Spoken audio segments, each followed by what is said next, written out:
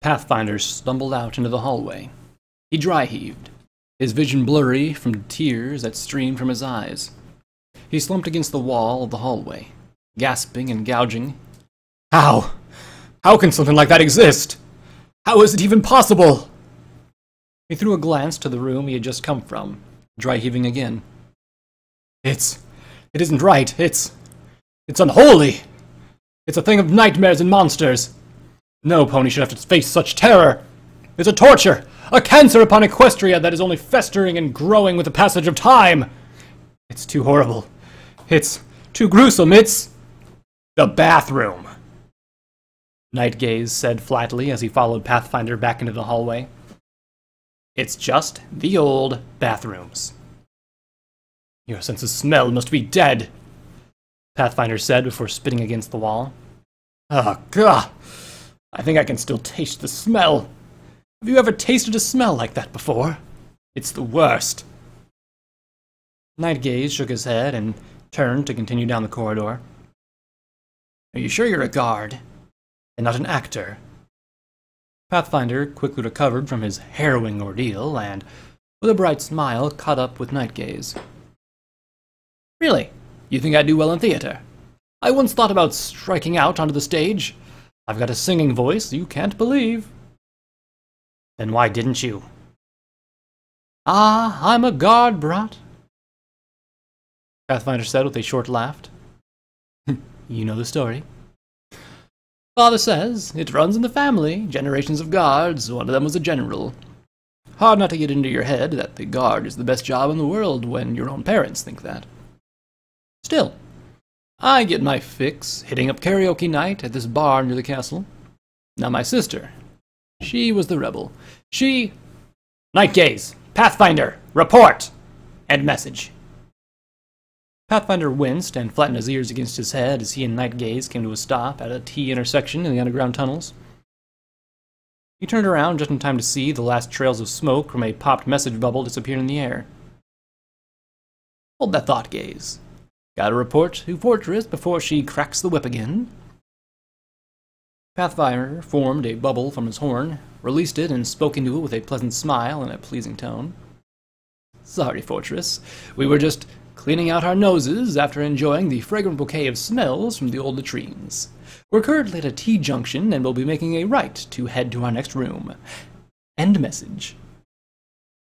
As so many message bubbles before, the one Pathfinder created zipped off in the dark corridors. He then turned back to Nightgaze, laughing a little as he began to head down the right hoof path. Now, where was I? Oh yeah, my sister. Now she's the one that drove my parents crazy. There was this one time in high school when she... Do you see two corporals, Windrunner and Sunshine Smiles at your location? They should have crossed your path. And they haven't even given a report since they left the small armory a few hundred paces from your location. End message. Pathfinder and Nightgaze turned again, once more seeing the trail of smoke of a message spell fading into the air. This time the interruption was met by a groan as Pathfinder took off his helmet, set it down on the floor. I can sense a game of message tag starting. I'm going to form a direct connection. You talk to her and figure out what's going on. Nightgaze nodded and kept the light from the armor's gem focused on Pathfinder as he sat down on his haunches. The Solar Guard unicorn then cocked his head back, opened his mouth, and made his ears stand perfectly erect. It looked at first glance like he was about to sneeze, but instead he held that position as his horde began to glow. Stepping back, Nightgaze watched as a trail of light began to glisten in the air around the tunnel. It was a direct magical connection to Fortress, and soon her voice was radiating out of Pathfinder's mouth like he was a record player. Nightgaze, that you? Yes, he replied, speaking into Pathfinder's ear like it was a microphone. Pathfinder and I haven't seen the corporals. Doesn't look like they've been by here either. No tracks are in the dust. Fortress cursed under her breath. It's the last thing we need is someone to go missing. Nightgaze, you are sure they haven't passed by there? They should have come up the corridor to your left and continued down the same tunnel you and Pathfinder are heading to. Like I said, Fortress, I haven't seen them. It doesn't seem like anyone's been... Nightgaze paused, glancing over his shoulder and down the tunnel to the left. His ears moved forward, and he quieted his breathing. His keen eyes, skilled at seeing in the dark, pierced the depths of the corridor. He had heard something, or thought that he had. It was there and then gone, like a whisper. Still, years of experience as a guard were beginning to come to bear. Alarm bells were tolling in Night Gaze's head. Something was off. Night Gaze. There it was again. That sound, or... no. It was a lack of sound. The echoes, they weren't lasting as long as they should. The tunnels all seemed to echo endlessly when they were walking, the sounds of their hooves cascading for several seconds, as did their voices, but now the sound was dying much faster. There were less echoes coming from the left hoof tunnel. He took a tentative step forward, kicking up a small bit of dust as he shuffled his hooves. Every muscle was tense. He drew a short breath from his nose, picking up heavy on the smell of stale air and stone. But there was something beneath it, something metallic smelling. Night Gaze! Sorry, Fortress, he stammered. He turned back to speak into Pathfinder's ears, but he kept his gaze focused on the left hoof tunnel. You want us to go check on them? Yes, she confirmed with an annoyed grunt. Follow that tunnel back until you find a four-way intersection. Make a right at it, and then it'll be the first door on your left. It's supposed to be a small armory, if these maps are right. Okay, we'll check it out and see if we can't find them. Night Gaze out. After that, he gently closed Pathfinder's mouth, ending the communication spell and allowing the unicorn to come back to his senses. Pathfinder took his head, shook it once more, then gently spat a few times to get back to his hooves. I always hate that spell. My mouth tastes like rotten blueberries every time I use it, he commented before looking at Night Gaze. So what's up? Corporals Windrunner and Sunshine Smiles haven't checked in. We're going to backtrack their path and see if we can't figure out what happened. Pathfinder grunted through his teeth, picking up his helmet and setting it back on his head. Great. More wandering around in the dark looking for lost ponies. Why can't it be like finding a coffee house in Canterlot? You can't go 5 blocks without seeing one these days. And all those ponies drinking coffee, they're just... Night Gaze moved up close to the wall, breathing steadily and quiet as Pathfinder stayed a few steps behind. They had gone several hundred paces, backtracking the path to find the corporals. The tension in the air only seemed to increase the further they went along. The tunnels had grown quiet, mostly because Pathfinder had finally talked himself hoarse, rambling on about coffee shops. And without Finder's constant prattle, the silence was beginning to creep in. The only sound that came from their hooves clipping against the hard stones, and those sounds became echoed almost tenfold against the hard stone of the tunnel walls. Yet, even in the symphony of echoes, it was too quiet. The sound of their hoofsteps faded too quickly, disappeared all too fast. It was like the silence was eager to surround them, and it would not be held at bay for long. Moving quickly, Night Gaze moved out from behind a corner, stepping into the center of the four-way intersection. He quickly flashed the light from his helmet down the forward and right hoof corridors where the Pathfinder had checked. To the left. Still, they had seen no signs of the corporals. There were no lights in the distance, and they could hear no sounds of hoofsteps moving in the tunnels. They may as well have been the only 2 soldiers down there. There were also no trails in the dust or floor. As it became evident, the corporals had not even reached that intersection, let alone the one further along where the 2 groups were supposed to have crossed paths. Anything? Night Gaze whispered. No, Pathfinder replied. Like water freezing into ice, his carefree and go-with-the-flow attitude had been replaced with the stringent actions of a soldier. He kept his gaze focused on the left path. Doesn't look like anything's been through here in centuries. Then come on, Night Gaze said with all the motion of his head. The armory the corporals were supposed to be is close. First door on the left. Pathfinder nodded. The pair continued onward. Night Gaze stayed in the lead, the light from his armor reaching forward into the tunnels as Pathfinder guarded the rear. The first door came up quickly, and it was then they saw their first signs of life. The dust in front of the door and leading to the corridor, away from them, had 2 quartets of hoofprints on them.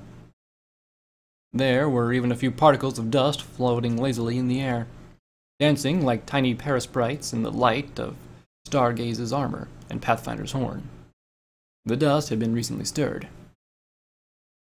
Looks like they never left. Pathfinder took a few more steps back, a bit of annoyance in his tone. If they're in there taking a nap or something, I say we haul their flanks back to Fortress. That mare gives world-famous reprimands. She got the vocabulary of the worst kind of sailor, but she has the eloquent as freestyle poetry. You just can't believe her rants until you've heard them. Just get in there and see if you can't find them, Nightgaze said as he moved into position in front of the door. I'll stand watch. Pathfinder nodded and quickly ducked into the room as he shifted the light from his horn so that it shone out in all directions like a lantern. Nightgaze could see the light moving behind him. His body was casting a shadow against the wall of the corridor opposite the door. Still, he kept his attention focused on his duty. He looked to his left and right constantly, silencing his breathing as much as he could. There was nothing to the left, nothing to the right. There was nothing but the dark corridors, yet he felt like he had to stay on guard. There was a tingling in his spine, almost. One that refused to let his body relax. To lower his guard now would invite death, and he couldn't even see anything. That and the smell in the air. That metal smell he had picked up earlier was a lot stronger. It was like they were in a blacksmith shop. That, or... Nightgaze, get in here! He spun on his hooves in a flash and galloped into the room. It truly was an armory. Metal racks of spears, swords, and other sharp tools of combat cluttered the walls, glistening threateningly at the light from his gem. There was also a row of racks in the middle of the room, dividing the space into two aisles. The light from Pathfinder's horn glowed in the back corner of the room, and Nightgaze rushed down to the nearest aisle to reach him. With the sound of hooves skidding against the stone, he came to a stop as he reached the far end of the room. Pathfinder was standing, stiff as a stone, in front of a weapon rack that had fallen over. He wasn't moving, wasn't speaking. Nightgaze wasn't sure he was even breathing. What did you find? Nightgaze asked, though he would discover that answer himself as he trod up beside Pathfinder. His hoof sank into something wet on the floor, and he quickly stepped back and raised his hoof to his light. The liquid that dripped from it was coked with dust, but there was no ignoring its deep red color. His own breathing became erratic. Nightgaze looked at the weapon rack, from which the pool of blood was spreading. He could see his hooves sticking out beneath it. Some were the pristine white of a Pegasus of the Solar Guard. The others were the dark gray of a Lunar's Guard. Pathfinder, Nightgaze said, his voice a little weak. Contact Fortress. Now. The aged hinges groaned as the door swung open slowly. As it did, the light from Celestia's horn and Twin Blade's armor extended out into the chamber beyond. The corridor beyond bulged and receded in rhythmicness as it went on, the shape like a fine pearl necklace. And at each bulge, rectangular holes had been cut in the walls. In these walls, skeletons lay on aged, frayed pieces of fabric, their hooves crossed over their chest. The crypt, Celestia said as she and Twin Blade stepped inside. I was never fond of the idea that we were keeping dead ponies in any part of the castle. So why did you let the castle have a crypt? I dislike the idea of complaining royal families more, Celestia answered. They wanted to be buried in the castle as if their bones needed some protection, and I wouldn't have heard the end of it unless I agreed. Twin Blades nodded as the pair continued further into the crypt. The smell of decay began to wash over them more and more the further they went in. The dead ponies weren't the only source of the smell either. On the floor were the skeletal remains of various vermin who had starved to death when the castle's underground chambers were sealed for the last time. I'm beginning to miss the dust, Celestia commented when she raised a wing to her nose, breathing through her feathers to try and filter out some of the odor. Then let's make this quick, Twin Blades commented, picking up the pace a little. She trod ahead of Celestia, glancing left and right each time she reached a bulge in the corridor. It was all the same. Dead pony bodies in rectangular holes. It became a rhythm, one further emphasized by the clip-clop of Twin Hooves' hooves.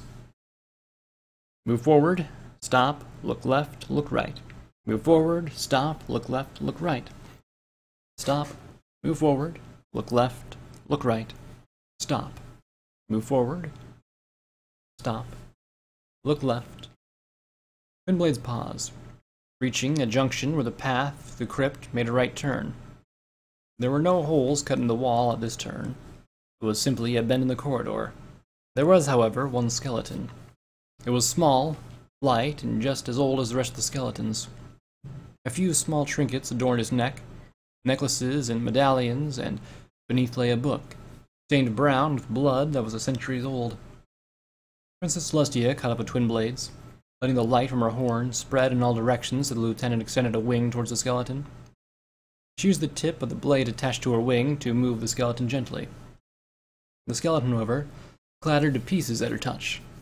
Its joints, formed of nothing more but compacted dust, failed at the gentle touch. The bones clattered apart, their sound echoing through the crypt. It sounded as if all the skeletons were moving now, rising from their rest to greet them. Both Celestia and Twinblades looked around and watched their surroundings cautiously. They listened, they waited, and remained tense as the sound continued to echo. It eventually faded as the crypt fell into silence once more. Still, the princess and the lieutenant stood stiff, watching the skeletons for any sign of movement. Twinblades was the first to dare to move. She took a deep breath and shook her head, and looked down at the now collapsed skeleton. With a ginger touch, she brushed back a few of the bones before picking up the book. She turned it over in her hooves, a small sneer of revulsion forming on her face. No title, but I think it's bound in leather. Leather? Celestia echoed in disbelief, but upon closer inspection she found Twinblades correct. The book was bound in leather, the tanned and stretched flesh of another hoofed creature. The very few books in Equestria were made of the gruesome material, and none were supposed to exist outside the Canterlot archives. Yet there was one behind the old castle, long and forgot. Snap. Celestia and Twinblades quickly turned and looked further into the crypt. Their ears turned forward and their lights shined in the darkness. The sound was a single and alone. There were no more echoes to accompany it. It was like the breaking of a twig or the snapping of a bone. Simple, short, and mixed with the smell of decay in the air. It was, to a degree, sickening. "Did you hear that?" Celestia asked. Twinblades only nodded and took a single tentative step forward. "Who goes there?" "Lieutenant! Get back to the rotunda! There's been an accident!" Celestia and Twinblades both jumped and spun. The messenger bubble, which had carried with it Fortress's panicked shout, had snuck up behind them. It was already gone, having popped once its message was delivered. That didn't stop Twinblades and Celestia from cursing the spell for startling them. "Come on," Twinblades said, forcing strength into her voice so it would not tremble. "We better go and see what's going on." Princess Celestia only nodded, carrying the book they had found in her magic as they made their way back to the rotunda.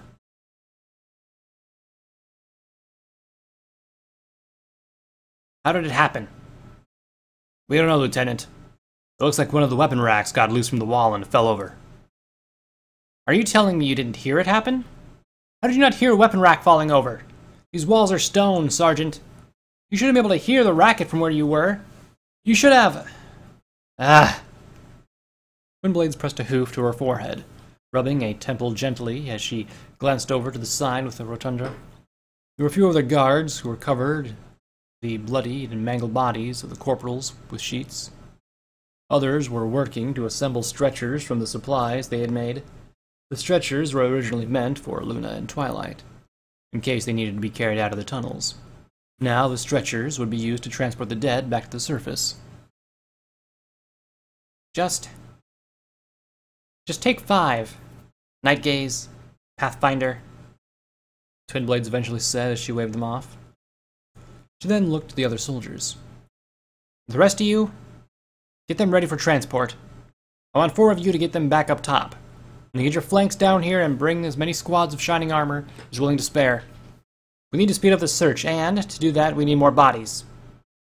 The soldiers nodded and hurried their work. At the same time, Twin Blades turned and walked towards the center of the rotunda. There, Princess Celestia was sitting with Fortress, silently looking over the map of the underground chambers. They whispered quietly, as if fearful they were disrespecting the dead. In truth, the whole room had gone as quiet as a graveyard. All right.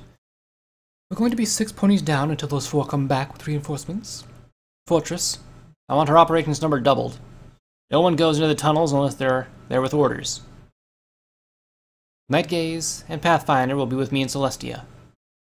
That will leave Lighthouse and Surehoof here with you until we get more soldiers down here. Hold the fort and tell me the moment the reinforcements arrive. Fortress nodded. You got it, Lieutenant. Good. Now, Princess, Twinblade said as she looked up at Celestia. I need to speed this up. Princess Luna and Twilight came here for a reason, and it wasn't to sightsee. If they were looking for something, where do you think they'd go? That's the thing. Everything of importance was moved to Canterlot, Celestia said, her voice low and contemplative. The vault was cleared, the archives were emptied, everything was supposed to be moved to Canterlot. Then why, Princess, were the elements of harmony left behind? Twinblades asked, an undercurrent of suspicion in her voice. Why were there weapons left in the armory? Why was there still furniture in the soothsayer's quarters?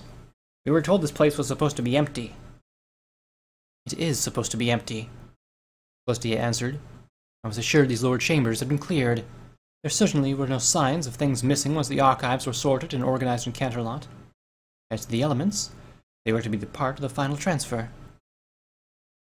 Some of my most trusted soldiers were coming here to get them, but they came back to Canterlot saying the elements were gone. We all believed at the time that they had been stolen. The forest was searched, but we never found any sign of who took them. But didn't Twilight Sparkle and her friends find the elements on their pedestals? Fortress asked. Weren't they exactly where they were supposed to be? Celestia turned and nodded to Fortress. Yes, they were. That's what puzzled me. I came to the castle myself. I saw the empty pedestals myself. The elements were gone. And yet... She fell silent at this, looking contemplatively at the map, as if hoping it might provide the answer to the question that she herself had been pondering time and time again. In any case, Twinblade said with a flutter of her wings, causing the attached blades to rattle a little. If the elements were left behind, Princess Luna and Twilight might have come here to look for something they couldn't find in Canterlot. They may have come here for something they believed was also left behind. If that's true, there were 2 places they would have looked. The archives and the vault.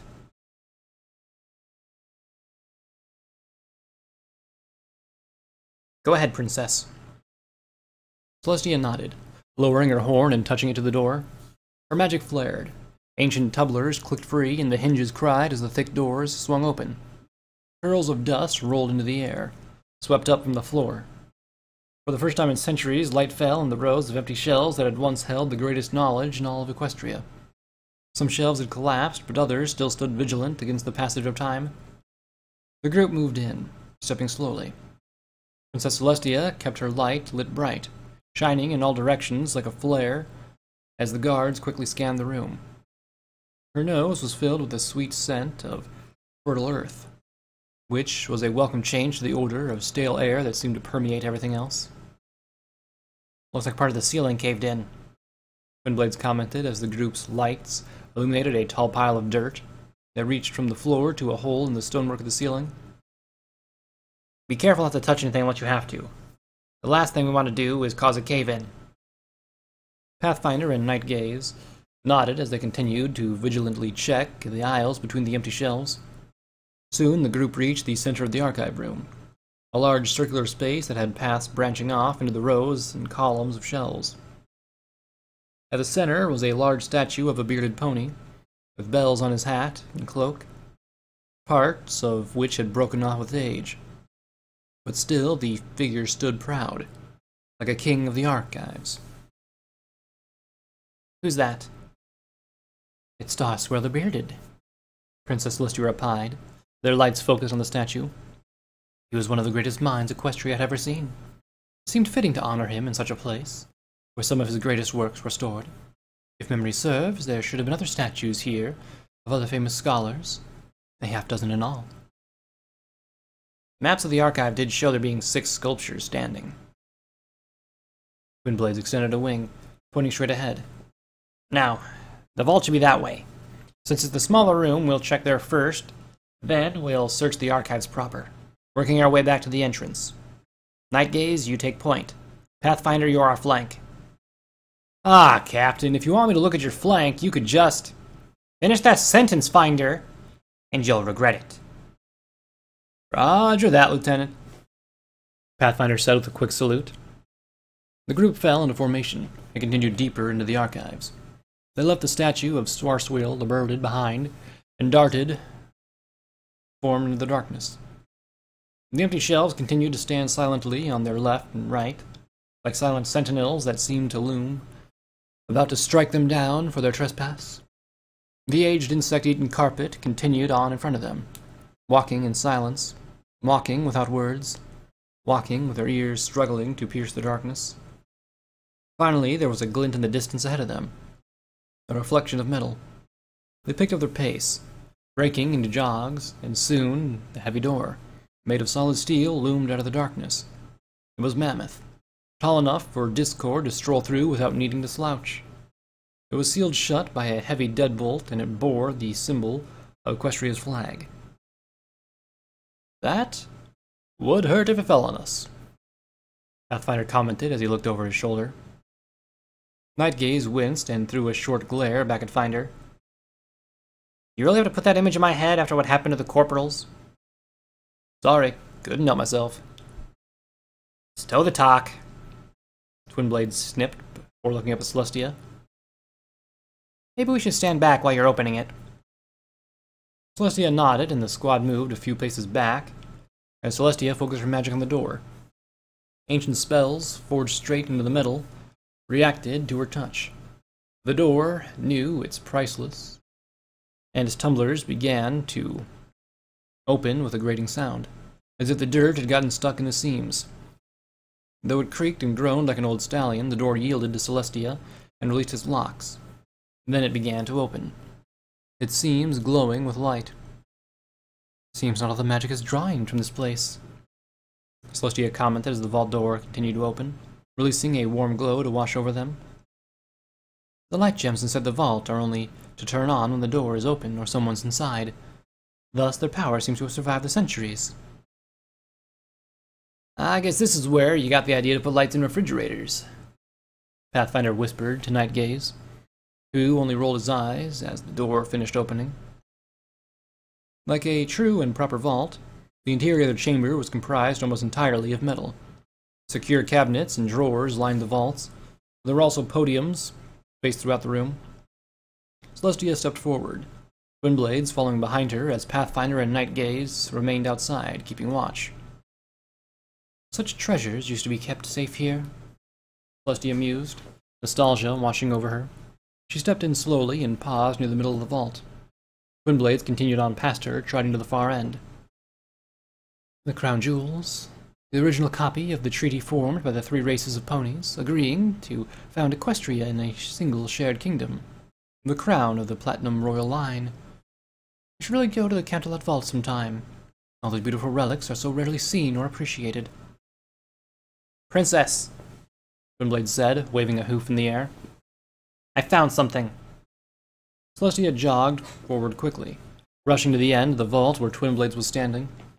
The lieutenant picked something up off the floor and held it up for the princess. It was Twilight's saddlebags, left discarded on the floor. Celestia was almost trembling as she took the bags in with her magic. She lifted the flap and began to slowly remove its contents.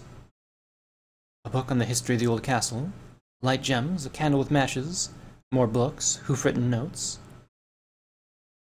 Celestia removed each item, and held it aloft in her magic, as she continued to dig. Finally, she reached the bottom and pulled out one final item from the bags. It was a rolled scroll that had been sealed with wax. The wax had been pressed with an insignia, a crescent moon. Concern and curiosity piqued, Celestia unrolled the scroll and recognized her sister's writing. She began to read, taking in every word in hopes it would reveal her sister's purpose. To Twilight Sparkle. I have tried the techniques you have researched. Performing them without the castle staff or Celestia seeing me has been a challenge, but I have been using them. They did help at first, but now their effectiveness is waning. The night is no longer my own. The stars and moon may remain loyal, but the darkness is now a shroud it wears. I, the princess of the night, fear the dark. I sleep with my blinds open, hoping my sister's sun will keep me safe when I am almost vulnerable. It has worked so far, but how much longer will that keep it at bay? Preventative measures are no longer sufficient. This must be dealt with. I need to know whether or not you will stand to aid me. I leave for the old castle 4 days from now. If you wish to help or join me, take this time to prepare yourself. Hopefully it will not have taken me before then. Sincerely, Princess Luna of Equestria. Celestia's heart was still in her chest, and her mouth had gone dry. Luna. Her words, it sounded as if she was terrified of something. But what? What in this old castle could have scared Luna? There was nothing here. It had been cleared centuries before. Perhaps a wild animal or two had made some use of the old above-ground ruins as a den, but there were no reason for Luna to fear the monsters of the Everfree Forest when she was safe in Canterlot. Luna, what were you doing here? Celestia said, looking at the note again. There was a crash. All eyes turned to the dark archives behind the reach of the vault light. Bodies tensed and ears erect. Pathfinder and Night Gaze took tentative steps forward, scanning their surroundings with the light from their helmets. You two see anything? Twinblades called, speaking as loudly as she dared. No. It sounded like one of the bookshelves falling over, but I don't see... Wait! Over there! Night Gaze shifted a hoof, pointing to some dust that was swirling in the light of his armor. I think I see the shelf. Looks like it just gave way. Oh, please let that be true, Pathfinder said, making an effort to force a joking tone as he and Night Gaze moved closer and closer to the place where the dust was swirling. Every muscle was tense. Adrenaline was pumping. They drew in deep breaths. The smell of soil, which had once been inviting, now seemed to close in on them, as if they had been buried alive, and all they could smell was the dirt surrounding them. An odd sound arose. The pair froze, turning their lights in the distance. What was that? Numerous crashes sounded. A bookshelf came crashing down beside the two guards, knocking over in a domino effect, causing the few rows away. They leapt back and quickly pointed their lights up where the first shelf had fallen. They searched for the source, but found nothing. Then it came again. A crashing sound. A crashing sound that grew louder and louder. It became a chorus of destruction, and with their lights they could see the bookshelves moving, coming towards them. It was like an earthquake and a tornado. The empty shelves were falling, were being thrown. The shelves were simply coming at them like an avalanche or tidal wave. Splintering wood just continued to roll towards them, and their screams joined the symphony as they turned and sprinted towards the vault. Celestia rushed forward at the same time, her horn glowing, her levitation spell reaching out to the sergeants, wrapping them around it. She then pulled hard, like a fisherman pulling in a bite. The pair was lifted off their hooves, drawn to the open, safe light of the vault. They flew in, tumbling as they landed. After a moment later, Celestia slammed the vault shut behind them. She called on her magic, resetting the locks of the vault, and they began to slide in place just as the avalanche of shelving smashed against it. It was a blow that shook the entire vault, and made Celestia step away from the door in caution, fearful that even the thick metal of the vault would be unprotected. The symphony of the avalanche roared outside for several seconds before eventually starting to fade. Slowly, everything returned to silence. All the quartet could hear was the sound of their own ragged breathing as they stared at the vault door. What in Tyrix Flaming Tartarus was that?